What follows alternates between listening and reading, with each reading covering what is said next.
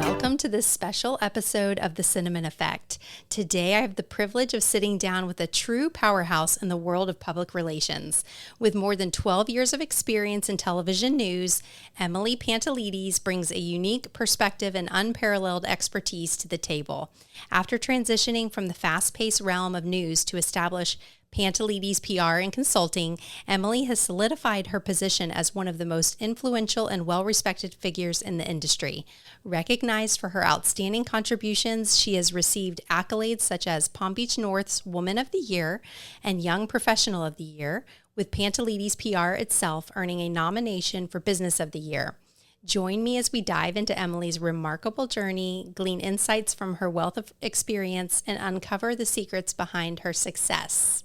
Welcome, Emily. Thank you for having me. I'm so excited to be here with you.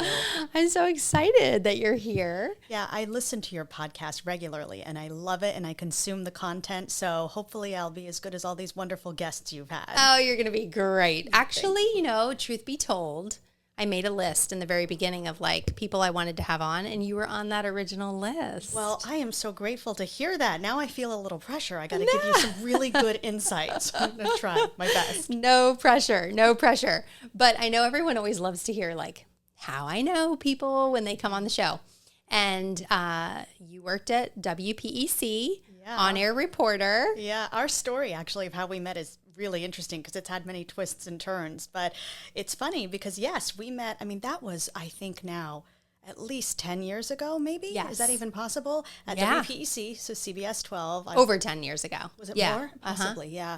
And we knew each other then. And it's interesting. We reintroduced ourselves how many years later? I mean, we lost touch. Yes. And then came back, 2-3 years ago? Yeah. And reunited? Yeah, 2 or 3 years ago through friends at our kids' school and, the whole thing. So it's such a journey. But we were like, oh my gosh, yeah, I remember you. I think I remembered you more because you were on air. How could I not know who you are? Well, it's funny. That happens sometimes. And so now I just pretend like I know everybody. Because the truth is, I don't remember names and I don't remember faces. I don't remember anything. So the problem is I will meet people and I can't remember if it's a TV meet, if it's a real meet. So now I just pretend that I know everybody. Yes. And sometimes that's super awkward because I'm too familiar with people I don't know.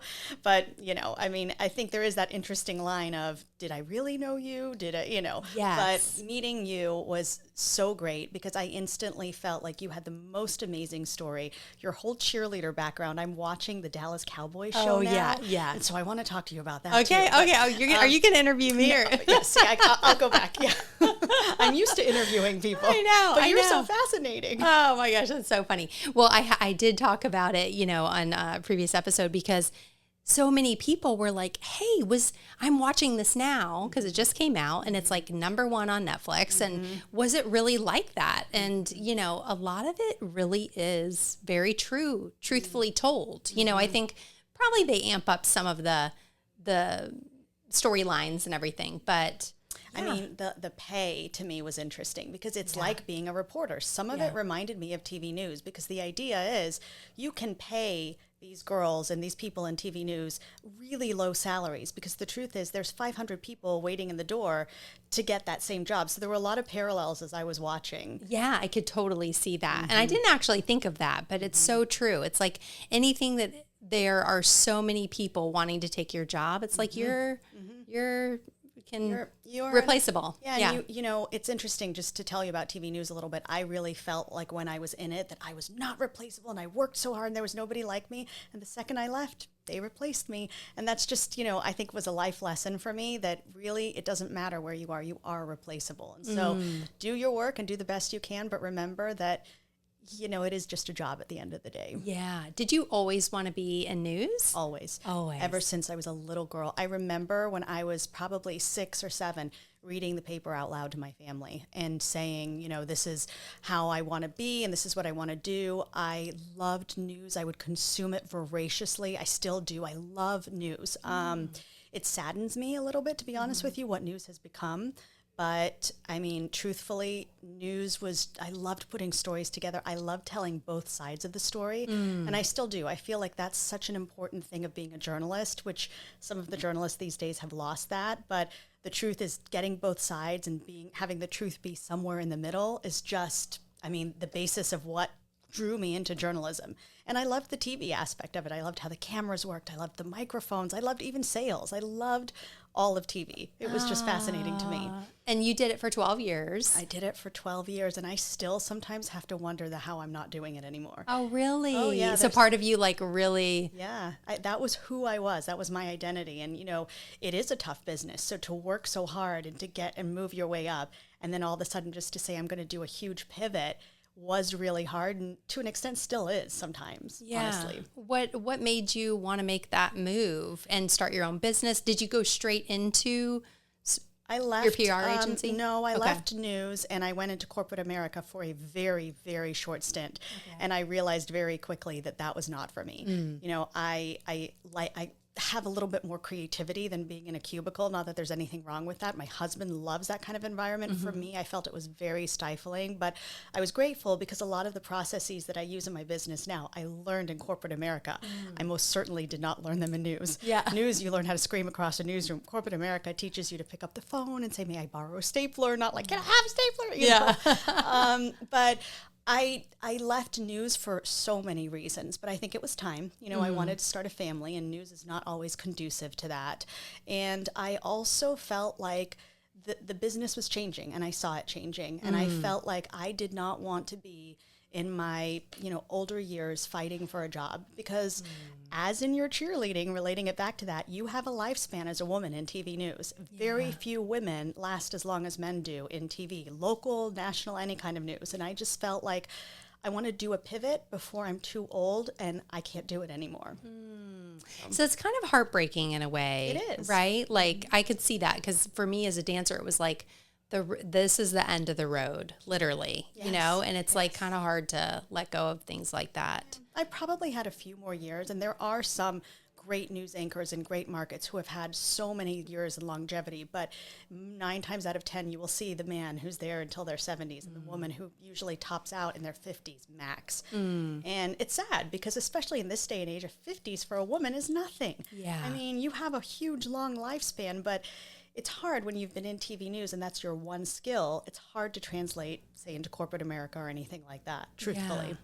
What do you think was your biggest, like, takeaway or life lesson from TV news? Like, what is the one thing that you're just like, that was my reason for, like, going through all of that? Or it just fulfilled a passion and you loved it, but...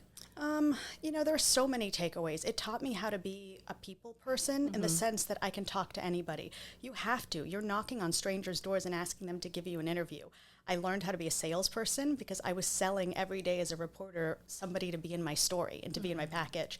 So I think it teaches you, I honestly think TV news teaches you so many life lessons. I was fearless when I used to go into the field, you know, when there was a murder scene or anything, I would go and I would have a microphone. I felt like it gave me some sort of power, like it was armor. I think unfortunately reporters these days don't have that anymore. You know, it's the opposite. Now a microphone makes you a target instead of making you, you know, so protected. But I was still in a time when news, they protected you. You know, if you were there and you were in a bad part of town, but you were with the news crew, you were always safe. Ah, interesting. Yeah. And I'm pivoting a little bit because that's not what you asked me. But no, I think, but that's, yeah, it makes a lot of sense. Yeah, I mean, TV is great, and it teaches you a lot of life lessons. It teaches you how to deal with people who are not like you. You know, you have to sit in a truck as a reporter for 8 hours with a photographer. And you have to learn how maybe you don't get along with this photographer, but how to work together to put a package together. Wow. You know, I think TV is great, and you move every 2 years as a reporter. So every 2 years, you try to get to a bigger market, and you try ultimately to be in the top 10 markets. And it teaches you about, you know, the country and everything. But I do, again, think there was a lifespan. And as much as I'm sad I'm not in news, I'm really grateful for the opportunity that I was able to pivot and use my news skills somewhere else. That's amazing. Did you ever feel like somebody was just telling me a story about meeting Katie Couric? Did you ever feel like you wanted to be on Good Morning America, the Today Show, or like, was that? I never wanted to be Katie Couric or, I met Ann Curry multiple times. I loved her. She was on the Today Show a while ago. Yeah. I was an anchor, but being an anchor was never my most favorite thing. I didn't love sitting and reading a teleprompter. I did it because it pays the most and it's sort of like where you want to go. But what I wanted to be was an international correspondent. I wanted to travel the world. I wanted to be a war correspondent. That was really what I had my heart set on doing. Wow. And then there's that saying that you make plans and then God laughs. And here I am, not even remotely there. I at the time didn't want children, didn't want that traditional type family. Yeah. And now I'm so grateful I have it, but I really wanted to travel. I really wanted to, I speak different languages. I wanted to use those skills. But at the same time, I think sometimes things happen for a reason and you're protected for reasons you don't know. I wanted that, but did I really want to be in a war zone wearing a bulletproof vest? I have had some friends who did that and unfortunately they didn't survive it. Wow. So, who knows why things happen. You have to kind of just say, all right, well, that wasn't my path. Yeah, that was like when I told my dad, who was a firefighter, that I wanted to be an FBI agent. And he was kind of like, yeah, like, I don't know. I don't know that that's really going to be. Yeah. I do understand that as a dad. I do have FBI tendencies, though. I think. Are you a good detective? Yeah, I think so. Like, I'm one of those people that I'm like, there's beach sand on the floor, and there's a corner of a peanut M&M bag, and like, you must have gone to the beach and the movies, and like, that's great. And are you usually right? So weird, but yes, great. Yeah. I'll be like, and my husband, of course, he's my main subject, right? I'm profiling him all the time. Like, what are you doing? Where were you today? And all this stuff. You better watch out. I know. Never do anything wrong. He's You like, will catch him. I know. There's that FBI agent coming out, and you, Kimberly, I don't know why. Funny. That's a good quality. Yeah. You can probably use those for many different skills. Yeah, and watch out when my son gets, old enough and he's... You're going to be all up in his business. Yeah, yes, you are. All over it. That's good. Okay, so you leave news, and what's the transition like? Did you automatically know you wanted to do PR? No. I didn't want to do PR. I didn't know what I wanted to do. But when I went into corporate America and realized that was not for me, I said, okay, what's next? And, I have the one thing that has guided me throughout my whole life has been a very, very strong faith. I have a very strong faith. And some people call it meditation. I call it prayer. So I sat for a very long time, crying, this, that, like, God, what do you want? Tell me what you want in my life, because I want to go back into news. I feel like I left too soon. I don't feel like it was the right time. Should I go back? Should I make because I never made top 10 market, which was kind of the goal. I stopped here in West Palm, which is a market 38. That's how TV works. Yeah. So I said, okay, should I go one more round? And then I just had this deep knowing, I don't know another way to explain it, that I did want a family at this point, and I wanted something more stable. And I have always been whatever the opposite of risk averse is. I very much believe in pushing forward, and this whole banging your head against a brick wall, keep banging it, in my opinion, until the brick wall breaks. I have been a hustler, and I just thought, I am going to start something on my own, and I'm going to see how it works. And so, I did all the prayer and all the stuff, and I just said, I'm just going to start this company and see. And I feel very blessed that we started from day one. I mean, I named the company after myself because people had watched me on TV. Of course. And I said, okay, so they're going to trust me when I say I can get you on TV. They'll trust me to be able to do that. So for better or worse, that's what I named it. And it just started from the beginning. And we have had so many wonderful clients, from the Florida Panthers to Jupiter Medical Center to, I could go on and on and on. But I am very grateful. I don't think it's all me. I think it is my faith and me kind of going where I felt like God led me. But I also feel like I don't take no for an answer. I really don't. And sometimes I see people give up so quickly, and I'm like, keep going. Keep pushing. One little setback can take you to whatever the next thing is. I just feel very strongly in the hustle and the push, and just keep going. And that's just what I kept doing. I just sort of put my head down and I kept doing it. That's amazing. And here we are. So how many years So my firm now, I can't believe it, but this year we are celebrating 10 years. Wow. That's amazing. It's crazy that I've been out of news for 10 years, but yes, 10 years. And it's been a wonderful ride. I've learned a lot along the way, and I've met amazing people, and we've had amazing clients, and I've grown as a person. I feel stronger in giving my opinions in meetings. I feel, sometimes as a woman, you feel like, oh, if I'm too loud, I shouldn't say that. And I've just become very confident in who I am, and confident in the business world, which I was not before. Really? I feel like you exude confidence. Well, and I love that. You really do. You command presence, and that's a TV thing. I don't know how real that is. That's one of those things they teach you, right? Yeah. How to, sit on air and how to look somebody in the eye. I mean, and that's actually what I'm teaching my clients. So it's some of those basic things that I realized I learned through TV. But if you weren't in TV, you don't know how to look at somebody or how to look at the camera or how to, a lot of people use their hands so much. And you can use your hands, you should, but there is a time to also put them down and stop using them. Yes. And that is actually such a core of what I teach our clients, even before we get them any media opportunities, how to sit, how to look, how to stand, what to wear. I mean, all of these things play into creating a persona and a brand. I love that. I feel like I need that training. You're very good. You don't need that training. You already had that training.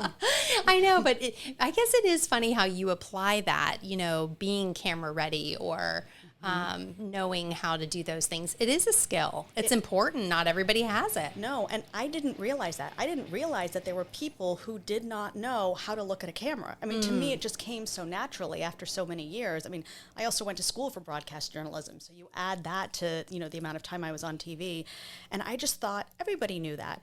And, those skills you can be taught. That's the one thing I want people to know, is that if you don't have those skills, you can learn them. Some people, it may take more time than others, but you can learn how to be a good public speaker. You can learn how to be a good guest on an interview. You could be a good, ask questions. Those are all skills that some people have naturally, like a Bill Clinton charisma kind of thing.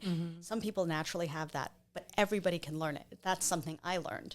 Oh, I love, and so you teach people that. 100%. Yeah. That's a huge core of what we do. I mean, I teach people how to take their brand and make it come across genuine to the public, because so many of these brands, they feel contrived, or they feel like you're on TV, or you're, even on a radio show, you're on a podcast, you're on any of these things, and it feels forced and robotic, and you're talking about a key message. There are so many ways to get your message across, but also in a genuine way. And so it takes practice. I mean, a lot of things in life, it's good and it's practice and it's over and over and repetition, but 100% these are taught and learned skills. I think that's really important to talk about, is that, you could have a business or a venture, or maybe you're building a personal brand, but I think everybody really is building a personal brand, right? Like, you want people to feel a certain way when they come into contact with you. You have a certain look, you have things that make you feel good, how you dress. And that is so good that you're saying that, because, what I tell everybody, regardless of if they're a client or not, is every day you are your personal brand. So what you wear every day is your brand. And I'm not saying you have to be dressed up every day. Your personal brand could be, I'm the cool girl in the sneakers, and, or I'm the surf girl, or whatever it is. But whatever your brand is, know that every single thing you do should be curated to push that brand. So I'll give you a couple examples. We represent this wonderful makeup artist, and her brand is not exactly like what you would think a makeup artist. She actually used to do our makeup on CBS 12. Oh. And so she came to me, and we talked to her about branding. Was I going to meet her? Did you want me to? Yes, I Okay, did. I okay. did want you to meet her. Okay. That's right. Okay, now it's side all note, coming side back. note. So we're Yes, gonna do I'm that. going to introduce you to her. What's cool about her is she's very not traditional. You think of a makeup artist, maybe very put together. She is cool. She's filled with tattoos. She wears cowboy hats. That is her brand. And she is intentional about every day. When I met with her, I said, don't feel like you have to dress up. Be you. That is your brand. And then everything you post on social media should line up with that brand. Yeah, you can have your own personal page and post things about your kids or your family, but make sure that if you want to be cool, laid back, and you're not uptight, that everything is that brand. I mean, another great example is me. I have a personal social media page, and I'm very cognizant of it being not work necessarily, but I don't post anything political, even though I have strong political opinions. I don't, because that's not something that I want people to know about me. When I want people to know about me is that I'm a good mom, I love my kids, and I have a business. And so everything I post, for the most part, goes in that vein. So what I would tell people is figure out what it is. Don't just randomly throw things at the wall. Who are you? Give yourself a sentence. I am a PR professional that's a mom. And then everything guides what I post is, okay, it's about PR or it's about mom. It helps you if you give yourself a sentence of what you want to be. I like that. I like that. Easy. Yeah, easy. Easy enough. Yeah. And then, the other thing, and I'll tell you very briefly, because this has guided me so much, is I actually heard this because I was scrolling through TikTok one night, and I was like, it's always like fashion or something like that I was looking at. And there was a girl who was talking about cleaning your closet. And it's not related 100% to what I'm saying, but it stuck with me because she was telling you, like, throw something away. And this is what you say to help yourself throw something away. You say, is this who I want to be? So if you look at these jeans and you're like, is that who I want to be? Not right now. Is this who I am now? Is this who I want to be? And if those jeans don't look like who you want to be, throw them out. But I took that saying to everything. So if you're at a restaurant and you're eating a ton of food, is that who you want to be? Yeah. It helped me with diet, right? Wow. Anything at work, if I'm going home early on a Friday, I'm not going to be known as the one who sits there and works till the very end. Is that who I want to be? Maybe it is. But so I've translated that into a lot of what I do. Is that who I want to be? Do I want to go to, whatever it is, Target without any makeup on? Yeah, some days probably, whatever. But there are other days where, no, that's not who I want to be. I want to be known as somebody, who cares about their appearance or whatever it is. Yes. So I felt like that was very powerful. Is that who I want to be? I love that. I am taking that with me. Like it's in my pocket and I'm going to use that because, and I do see that from you. Like you are always very put together. Oh, well, thank you. I don't feel that way. Now that I said that, I always go to Target. No, I know that stuff, but someone's going to run into you and be like, that Emily. Well, yeah, she's lying. That's not true. I have 3 kids, so there are many times I'm not put together, but I like fashion and all that stuff, so that helps, but yes. I do try. I want to be known. I want my clients to see me as put together. If I'm going to give you advice on what to wear, you better look at me and be like, okay, well, she's not looking all crazy, Yes. If I'm going to give you advice on how to speak, hopefully I'm a good speaker.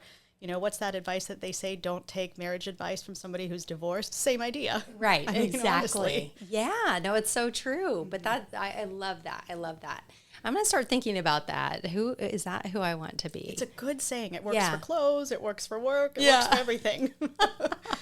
But so true on social media because people will hold you to what you put out there. 100%. They're like, but wait a second. Right. I saw you. Yeah. You posted this and you may have posted it at midnight after a cocktail or two. You got to be careful. And the truth of the matter is there is gray. You can be something tomorrow and then be something yesterday different. There is gray in the middle, but unfortunately, the world we live in, especially here in the U.S., I have a little bit of a more international perspective. The U.S. is very black and white. Yeah. You're either a Republican or a Democrat. You're either, this or that. There's not a lot of gray in the middle. And that's why if you post something and it's not exactly in line with what you're going to post in a week, people are going to jump on you, no matter whether you have a public platform or it's just you and your friends. So just be cognizant of what you're posting.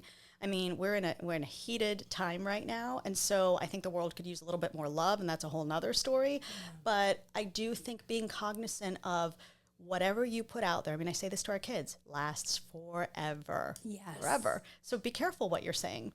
And if you have a company, the other thing is be careful of your brand. Have a 30-second elevator speech. Say it on repeat over and over again. One of the other big things I teach our clients is when you say something, you have to say something 7 times for somebody to actually remember what you're saying. So they have to hear it 7 times. They have to hear it on your podcast. Then they hear it, on a radio show. Then they read it in the newspaper to actually understand what your brand is. And so if you're saying 500 different things, no one's going to remember. If I keep saying, I own the best PR company, and then I say it to you, and then I say it on a radio show, and then I say it in the paper. Eventually, people will start to believe that. Yeah. So I think the repetition, and I think making sure you're consistent with your brand and honest is really just the keys. Those are great tips. Oh, well, good. I love that. What else, if someone is just starting out doing something, and what are some other things that they can do to, not everybody has a budget to hire someone, a PR professional. What are some things that people can do to kind of generate some traction and energy? Yeah. towards what they're doing? It's a good question because it's true. Not everybody can hire a PR company. Not everybody needs to. We've had clients that I've said, you just don't need me. I mean, at the end of the day, you can do this on your own. You have to find out, I say this to everybody, what makes you unique and different? Because you are unique. Everybody's unique. What makes your company unique and different? You know, if you want to be a social media influencer, why are you going to be different than everybody else? What's your POV, your point of view? And when you hone in on your messaging, what makes you different, and you repeat it multiple times, that's it. I mean, that's really my secret. Yeah. I mean, it's not that hard. Yes, you can get media, and yes, you can kind of push it forward. But at the end of the day, figure out your secret sauce and repeat it everywhere you go in the same way everywhere you go. I heard someone saying, like, you know, we all think people go viral, right? Is viral really a thing? Or I feel like most people, you know, it's like this, like Joe Rogan. He is a big podcaster, right? But he did not go viral. I mean, he's been podcasting for he was one of the first podcasters ever. I mean, he's been podcasting over 10 years. So it's not really viral, you know? It's not, but what he has done is he has intentionally done, there's a theory about him, but it's the controversial theory. So he says things, whether true or not, to be intentionally controversial because that is what will go viral in the quote unquote go viral sense. So he'll say something kind of wacky, or his guest will say something wacky. And whether they're saying it because they actually mean it or because they want it to circulate the internet and then more people will listen to the podcast, that's sort of up for debate. But I agree with you in the sense that viral sometimes is a 10-year thing. Yeah. I mean, it's not like an instant overnight, you know, I posted this and now I'm viral because I did a crazy dance on TikTok. I mean, that can happen in this day and age. It certainly can. But you have to, viral also is a one-hit wonder, we used to call it back in the day. You have this one-hit wonder. How do you take that, let's say you're a musician, that song that was so popular, and then turn it into a career, which many people, I think sports athletes actually have done that well. You know, they had their little moment in the sun with playing for a football team, and then they went on to work for ESPN or something like that. How do you continue the career basically from that one moment, whether it's viral, whether it's the most interesting moment of your life? I think people need to think long term. Yeah, how do you parlay that? Exactly. How do you think? I mean, how do you think someone takes something that could be just like a fluke, and it could be anything, even if they're selling a product and maybe that one set fire and, you know. I mean, I think it's leaning into what people liked. So what is it? Is it the dance because it was so wacky and then you do another one because they loved the wacky dance? Is it that you created a product and it was, I mean, a lot of companies do this, but it was, you know, this wonderful hairspray that went viral because everyone loved the hairspray, and then they come out with a full line of that. I mean, that's, I think, how you take that one moment and turn it into something great. And it doesn't always work. Yeah. I mean, at the end of the day, sometimes it is just that one hit. But I think the smart people, the best, most educated, you know, really, and not even educated, I should say, but the people who really get it are able to take that moment and just keep it going over and over. It's repetition. Yeah, over repetition. And over. Yeah. Keep it. Keep going with the same thing. Keep you doing might get sick of it, but it will work over and over and over again. And kind of back to what you said before, a lot of people give up before, and I heard something, you know, people are giving up right before they've almost reached the point that they wanted to get to, right? Yeah, and it's pushing through the failures that I think make you great. And having the failures makes you great. I mean, the truth of the matter is, I believe adversity breeds depth. So when you have some sort of a problem or something you have to get through, those are the best people. It's not the ones who have had these great lives. It's the ones who've really fought through, that have something interesting to say. So I really do believe that. I mean, push through the failures, because your failures can become your greatest successes. Yeah. I mean, truthfully, if you fall on your face, if you have a hugely embarrassing moment, you can take that and you can recover and you can move on. But some people just retreat because they were so embarrassed by whatever it is. Yeah. It's the whole thing. Just keep going. Pick your head up. Keep going. And don't worry about the people around you. You know, so much of what I do is also people, you know, public perception, what people think about the brands, the companies.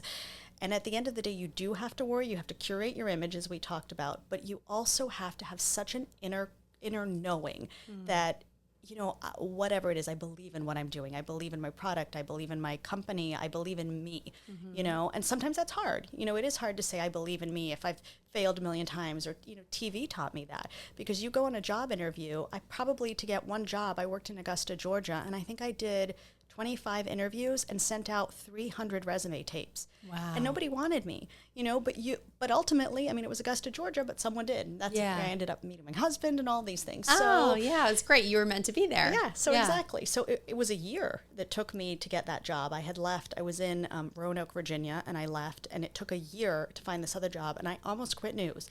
I was like, I had a news director tell me, well, blondes are just a dime a dozen. And it stuck with me. It still sticks with me. Wow. Well, blondes are just but I was like, no, I'm a person. I'm not a dime a dozen. I'll work harder than anybody else.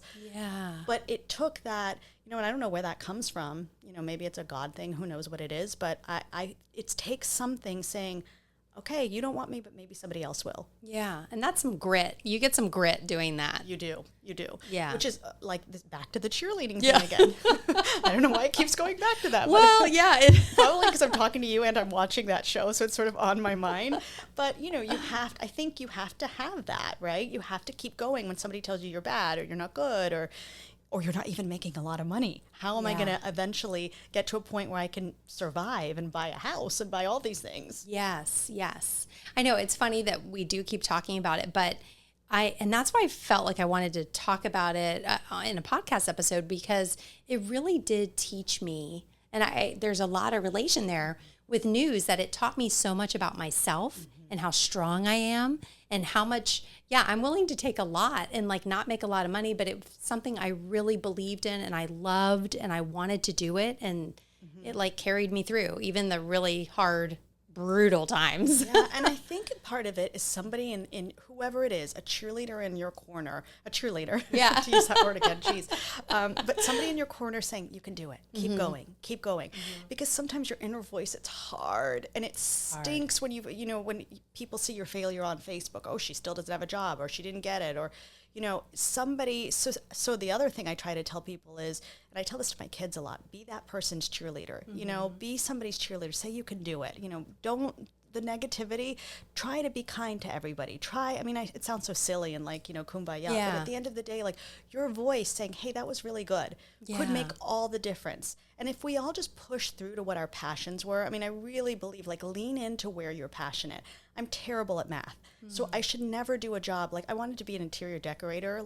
When I left news, I was like, that would be so fun. Oh, I could see you doing that. Yeah. Except I realized how much math was involved. Yes. I have a good friend who's a wonderful celebrity interior decorator. And I realized I shadowed her one day and all she did was count. She's measuring these dimensions of the couch and then that dimension of this thing and, how they work together in the room. And I was like, oh, I don't want to do that. Yeah. You're I'm out. I'm out. The second there was math involved. So I think if you're not good at math, don't do a math job. Lean into a creative job. Go where you're good. I think that's the best advice somebody said to me. When I tried that corporate job, did not work for me. I tried it. I'm glad I did, but I need to go where I'm good, which is a more sort of creative type thing. That's what I felt in television, was in the sales department. Secretly, I don't even know if I ever told you this, but I had gone to school for communications and I secretly wanted to be the next Katie Couric. I thought this is my path and I'm going to go in this way. I'm going to be in the sales department and then work my way, which is absolutely not how you do that. For anyone listening, you do not do it that way. And I also realized that I was too scared to tell anybody that that's really what I wanted to do. But I was in the back room with Ross Hutchinson doing the voiceovers and stuff. Yes. So it's very interesting that long ago I was using my voice. I still hear myself on commercials every so often. Wow. Yeah. Well, one that ran forever was Yum Yum Tree. And they're still there. That was my voice. Yeah. No and way. I was and I would just hear it every so, and I'd be I forgot that I did that, Oh my gosh. But, and I remember I had zero training in doing that, but now look at me, people are listening to me. And so it's just very interesting. That's a great story because you parlayed it into this. Yeah. That is amazing. But unknowingly, completely just fell into it. But here's my question. What stopped you from walking into the news director's office and saying, hey, I really want to be on air? Were you why were you you too scared? Too scared at that time, very low confidence, I would say. That's what it is. That's what it is. It's low confidence. Yeah, and maybe that, who knows? They probably would have been you don't know what you're doing and, whatnot. But yeah, just not the confidence to pursue that. Yeah, and look, that's hard. It's not like everyone has the confidence to barge in and say, I want to do this job. That's not that's not a normal thing, I would say. But it's interesting to me because if you really wanted to do that, but you never could just push yourself to. I mean, look, it worked out very well for you, I think, in the end. But that is an interesting thing. I think it kind of wasn't meant for me. Like hearing the things now, hearing you talk about some of the things that you did, and you know, I think it didn't work out for a reason. I truly believe that. You know, and I mean, there is that. Yeah, everything in life, I think, happens for a reason, good and bad. Yes. Yes. So, I mean, you're doing just fine. It did work out. So for are you. I know. Like, yay. Right. Yay for us. Yeah. So how do you, because I see your beautiful children, 3 children, it must be difficult. Yeah. I have 1 and it's hard, you know, so 3, like talk about that, being a wife and a business owner, and how do you juggle? Well, everybody asks me that. That's the number one question people ask me. Yeah, because people, especially who have children, know that 1 is hard, 2 is extremely difficult. And there's a lie that's like, oh, if you have 3, they just blend in. That is not true. It's another body. You know, it makes the family uneven. So you're 5 instead of 4. The tables get harder. The hotels get harder. I mean, she's a beautiful blessing. But it is interesting that, you know, people are like, and then you have a 4th and it just folds it. No, that is not true. But I don't have a great answer because people ask me that, and I want to be really honest because I don't have it together, and it is very hard to juggle it. You know, I feel guilty when I'm at work that I'm not with my kids, and when I'm with my kids, I feel guilty that I'm not at work. So I don't know what the balance is. All I know is that I love what I do. I love my kids. I try really hard to be intentional about where I'm going with work so that I can make sure, I mean, I don't travel. I really, a lot of what my business is based locally, and the ones who are not local, I have a staff that that will handle these things for me because that's a priority for me to be able to put my kids to bed at night, even though the nighttime drives me crazy, the routine. But that is tough. Oh my gosh, the putting 3 to bed is really hard. I'm juggling from room to room, and then sometimes my husband's in one and I'm in another one, and the other one starts crying, and it's, you know, and then the phone's ringing. I mean, I don't know. I don't have an answer for what makes the balance. I just know that I think I would not be a good only one thing. I don't think I'd be a good only worker or only mother. I sort of need that balance to keep me sane. So I think I like a little bit of chaos. I must, because I put that on myself, but I don't have an answer. I think you do the best you can, and I don't want to say, oh, it's so easy. I just hate when I hear that, because the truth is it's really hard. It's really hard to do good with your work, to do good with your children, to be at the school events, to be at the work events. I mean, to have friends, and make sure you give friends enough time so they don't get mad at you that you didn't respond to the text. Your husband enough time. I mean, it is very, very difficult. And so all I say is that I'm grateful for the blessings that I have, because it could be taken away with me like that. And you see, you know, tragedies could happen in a heartbeat. You could not wake up tomorrow. Somebody could have, God forbid, a horrible heart attack. So I just try to be very grateful no matter where I am. And it's not great advice, but it's all I got. Yeah. Hey, no, of course it's great advice. It's hard to juggle. I mean, and I think even if you don't have kids, or even if you're just, you are a stay-at-home mom, I think life in general has become so hectic that it's really hard to just sit back. And I don't remember a time without a phone. I really don't remember a time when I could just sit and just do nothing. And I remember one of my children's teachers said to me, you have to teach your kids how to be bored, because kids these days have forgotten how to be bored. Yes. They always, and I understand that. I'm always looking at my phone, or if you're sitting in an airport, you're not bored, you're on your phone, or you're doing something. But that art of being bored and letting your mind be creative, I think is gone. And I think, you know, ultimately we do need to teach our kids that again. Yeah. No, it's so true.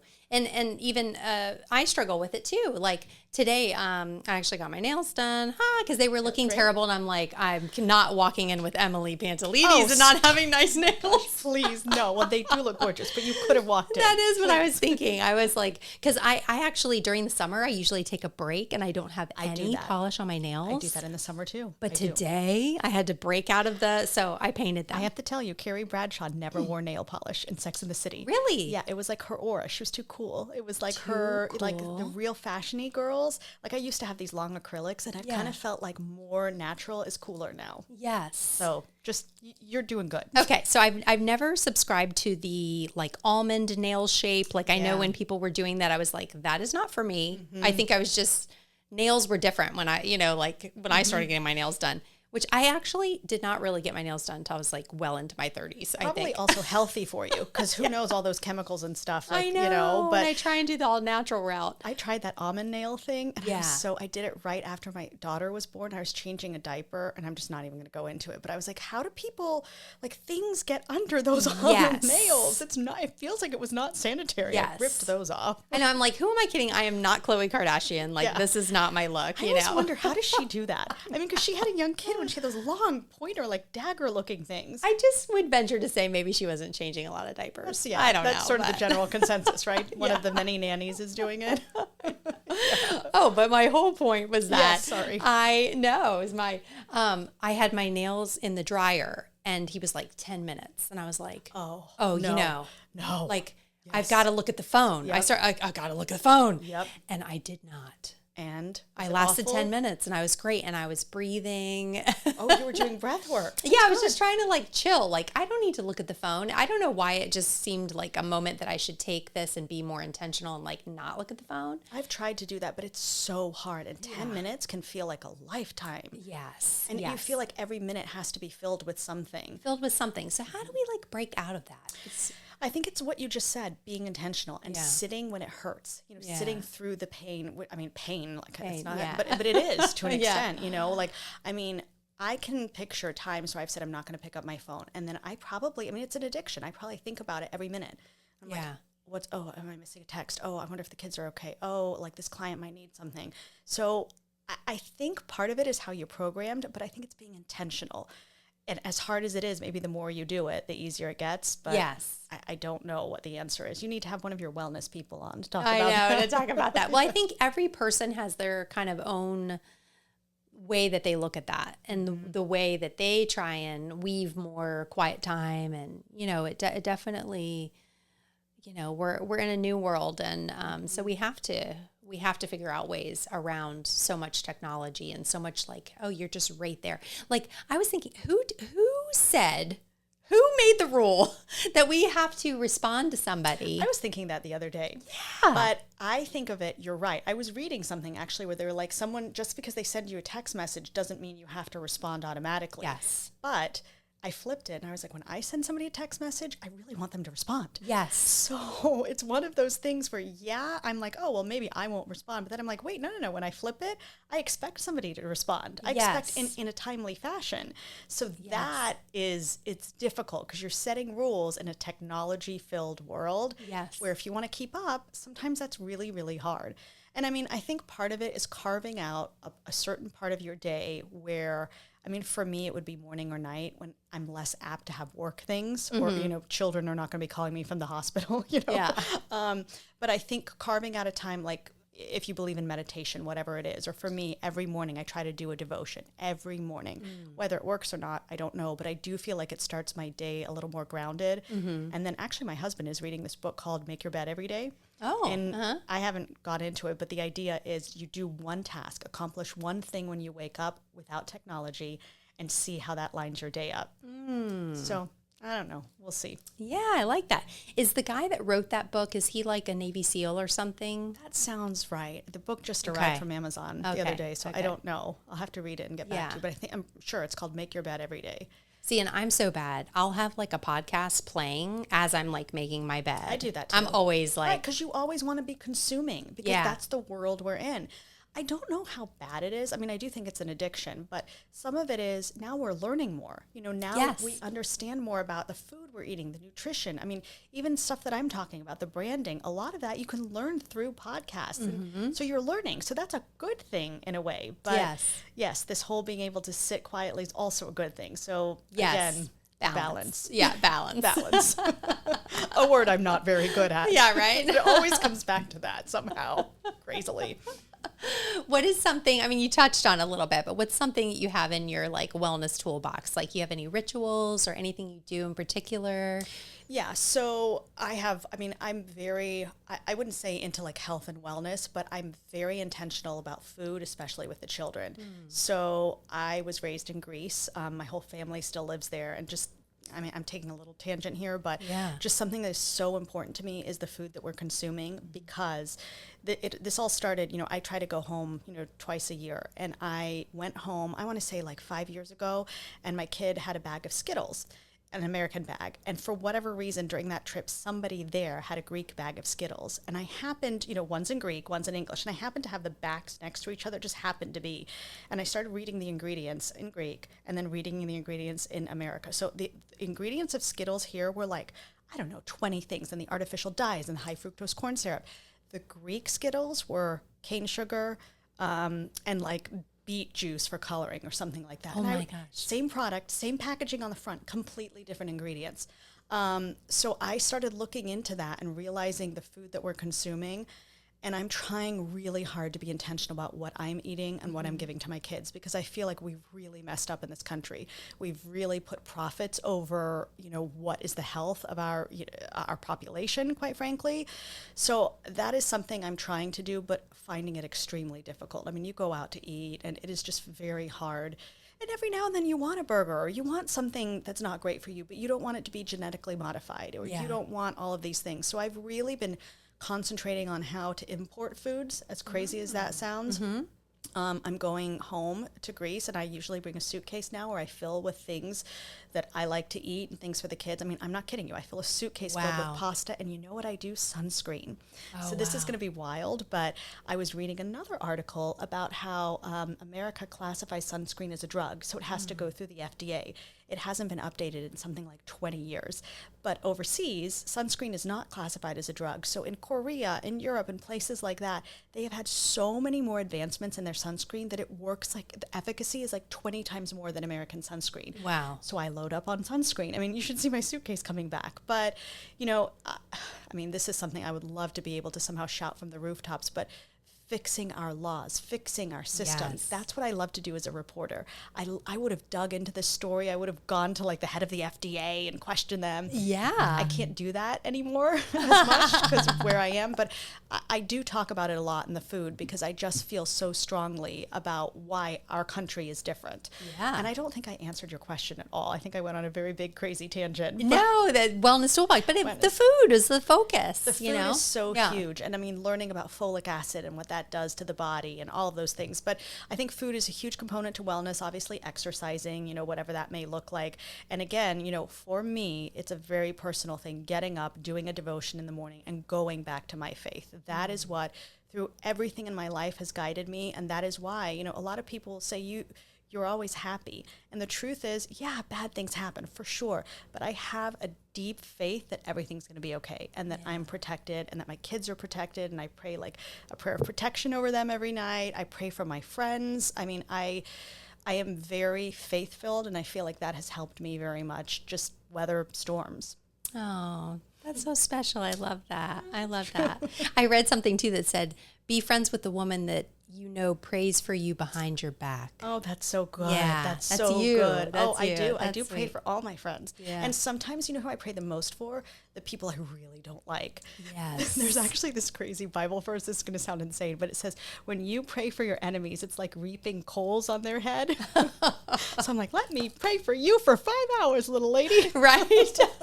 Because you seem like you really need it. You need some coals on your head. But no, I mean, yeah, I do feel like I've seen it in my life. I've seen prayer make a huge difference. I've seen it personally. I've seen it. I mean, my business is successful because it was built on faith, because I took a leap of quote unquote faith. Yeah. Because I didn't have that inner confidence. The truth is I had it through a higher power. And I do hope that my life is always an example of, you know, God's love. I really do feel like, you know, I make mistakes. Everybody makes mistakes, but I want to live a life that when I'm done, they're like, she served God and she served him well through her business. You know, I was ethical. I didn't lie, cheat, and steal.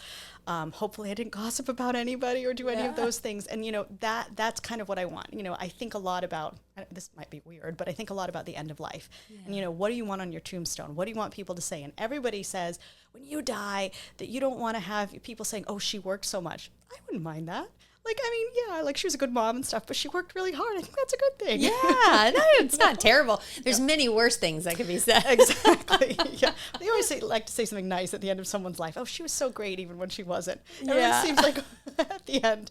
I did a lot of stories when I was in news about funerals and things like that. Yeah. And they would always say the most wonderful things. And sometimes it would be like this murder. And I'd be like, well, okay, I guess, because you don't speak ill of the dead, right? Yes. I don't know how we got on that. Oh my gosh. Like, I can't even imagine what that's like, but I do know that I probably was not cut out for that. So yeah. I was young when they would make me, I was always the one, for whatever reason, no matter what newsroom I was in, I was the one who was knocking on the mother's door who had lost a child. And I think it's maybe because I had the empathy piece. No matter what station, I mean, it was always like someone would lose a son. And of course, I mean, that was the worst part of news. Wow. They'd go and you were supposed to get the family. Whoever got the family won, quote unquote, that day. And, looking back, it was so awful, but I never saw it as awful. I was like, this is just my job.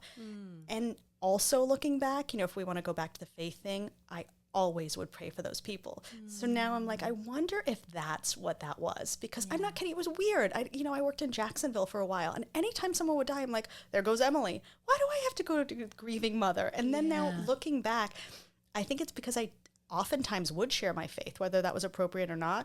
I did it. And then even if I didn't, you leave and you're rattled. I mean, somebody lost their kid. It was horrible.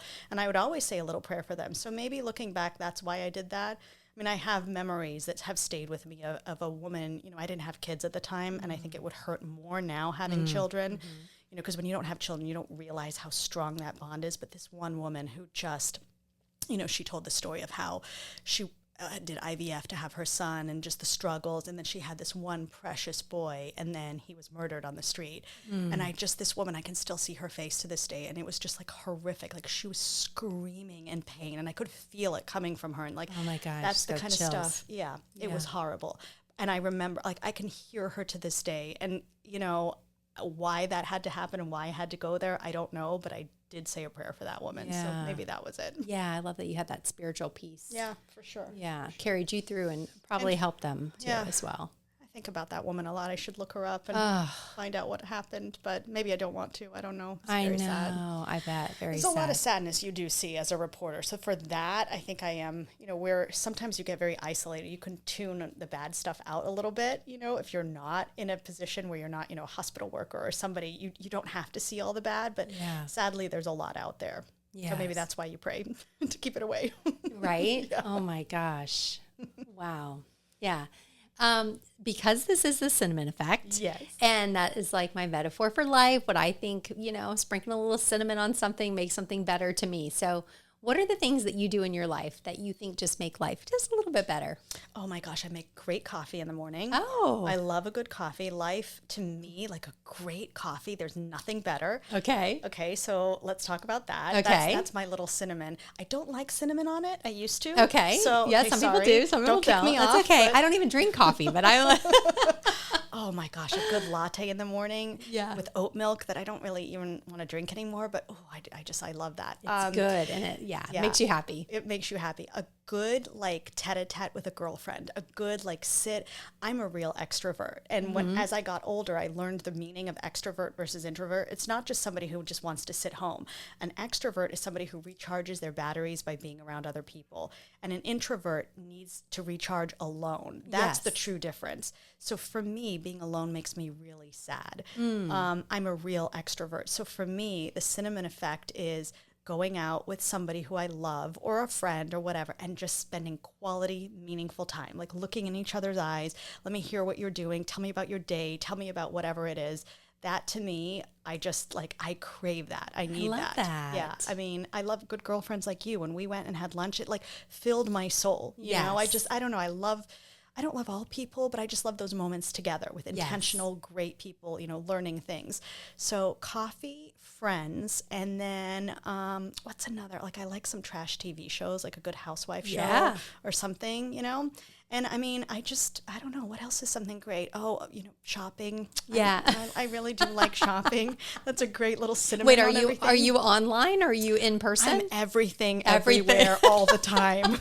I might have a true problem. I love that you're honest. Yes. Yeah, we have to appreciate that. I hope my husband isn't listening, but I mean, that is, you want to talk about mindlessly scrolling, that's what I mindlessly scroll through. I mean, I really like fashion or interior design or all that stuff. And like, I think getting dressed is fun, and putting the outfit together and finding a deal. Oh, I love a good deal. A good deal. Yeah. Okay, so how do you generate, do you have like a Pinterest board? Do you do screenshots?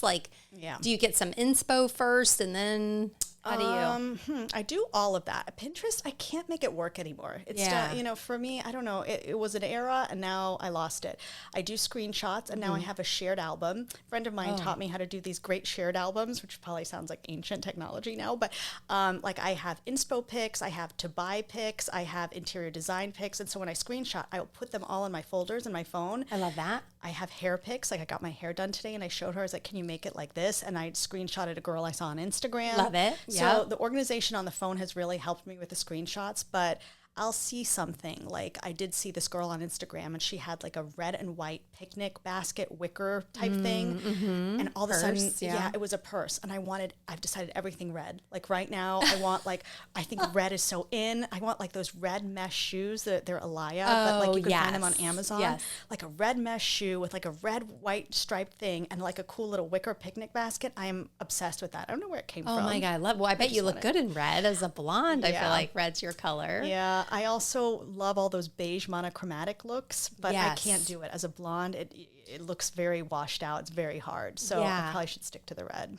Yeah, I know. I used to wear red as a blonde, but now I've got like reddish toned hair. So I am more into the beige monochromatic. I'm actually kind of in a neutral era. Me too, I have to say. That's in now. Yeah, okay. Well, that's good because I feel like I need some new inspiration for shopping. But we should tell people how amazing you look. Your outfit's amazing. I was telling you how cool you look with your sneakers. I love your whole vibe today. You did call me cool girl, and I was like, okay, I love such that. Cool girl. Yes. Cool girl vibes for sure. But you have those regardless. Oh my gosh. I've never considered myself cool.